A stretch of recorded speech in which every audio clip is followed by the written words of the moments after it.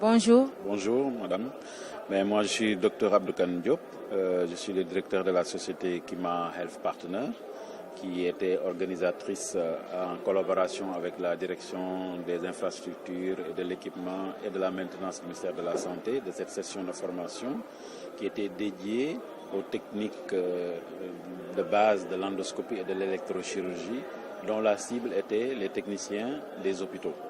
Donc vous savez que la biomaintenance est un élément indispensable à la pratique médicale. Les gens connaissent les médecins, ils connaissent les infirmiers, ils connaissent les pharmaciens, mais ils ne savent pas que derrière, il y a des gens qui sont tapis dans l'ombre, qui se lèvent quand tout le monde est parti, pour voir les dégâts que les médecins ont fait sur les appareils et qui font de la prévention. C'est caricatural, mais c'est en réalité comme ça. On ne les connaît pas, alors qu'ils abattent un boulot extraordinaire.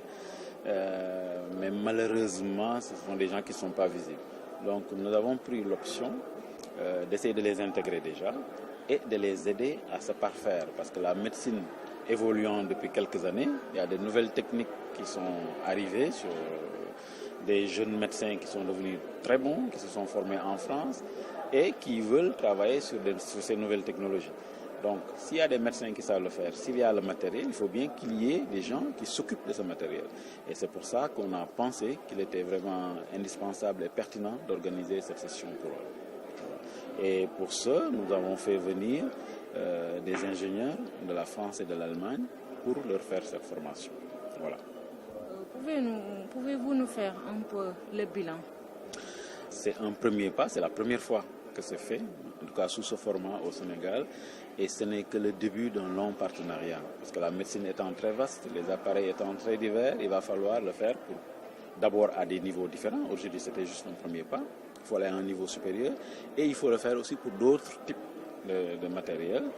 Et si vous avez vu dans la salle, il y en a qui viennent de Ziguinchor, de Tamba, de Kolda, de partout. Et moi, c'est la satisfaction que je tire de ça, de voir des gens faire 700 km pour venir. Je pense qu'il n'y a pas meilleur résultat que cela. Même s'ils étaient une seule personne, pour moi, ça aurait suffi parce qu'il y a quelqu'un qui aura bénéficié et qui va en faire bénéficier, au final, le patient sénégalais. Pouvez-vous nous faire la synthèse des présentations?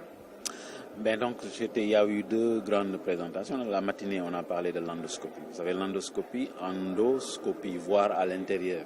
Donc, c'est toutes ces techniques nouvelles qui permettent de voir à l'intérieur du corps, donc d'opérer le malade, opérer chirurgicalement, sans ouvrir la peau. Donc, soit par les orifices naturels, ou bien on fait de petits pertuis pour pouvoir rentrer des instruments avec des caméras et voir. Donc, qu'est-ce que ça apporte? Il y a moins de risques.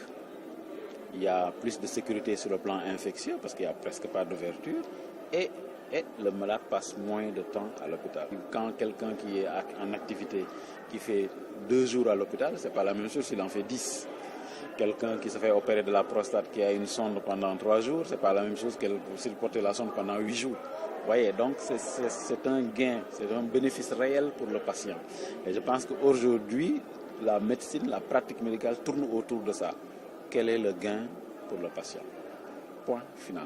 S'il n'y a pas de gain, ça ne vaut rien. Donc chaque fois qu'on a une technologie qui peut apporter quelque chose pour le malade, pour la communauté donc, en termes d'économie, parce qu'un homme de 25 ans qui est en pleine position mais qui travaille, qui reste 10 jours à l'hôpital, c'est une perte pour la société.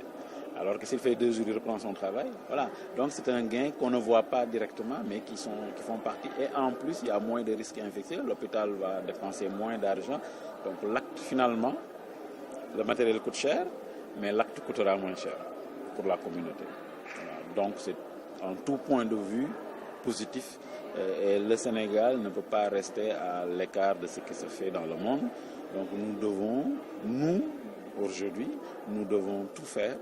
Nous, quand je dis nous, c'est nous tous, même les journalistes compris. Nous devons tous faire en sorte que le mieux du meilleur soit accessible aux Sénégalais lambda. Quelle sera donc la prochaine étape? La prochaine étape, on va dès la fin de ce salon nous réunir avec les techniciens qui étaient là, avec la direction du ministère pour voir qu'est-ce qu'on peut. On a des idées, nous avons des idées, mais nous devrons nous concerter avec eux pour voir aussi quels seraient leurs besoins les plus immédiats pour voilà, essayer de voir. Mais en tout cas, ça va se faire très très rapidement, une deuxième session, une troisième, une quatrième. Et je pense que je ne suis pas seul distributeur, il y a d'autres aussi qui certainement vont s'inspirer de cela pour, dans d'autres domaines où moi-même je ne suis pas, pourraient aussi apporter leur pierre à l'édifice. On vous remercie. Merci.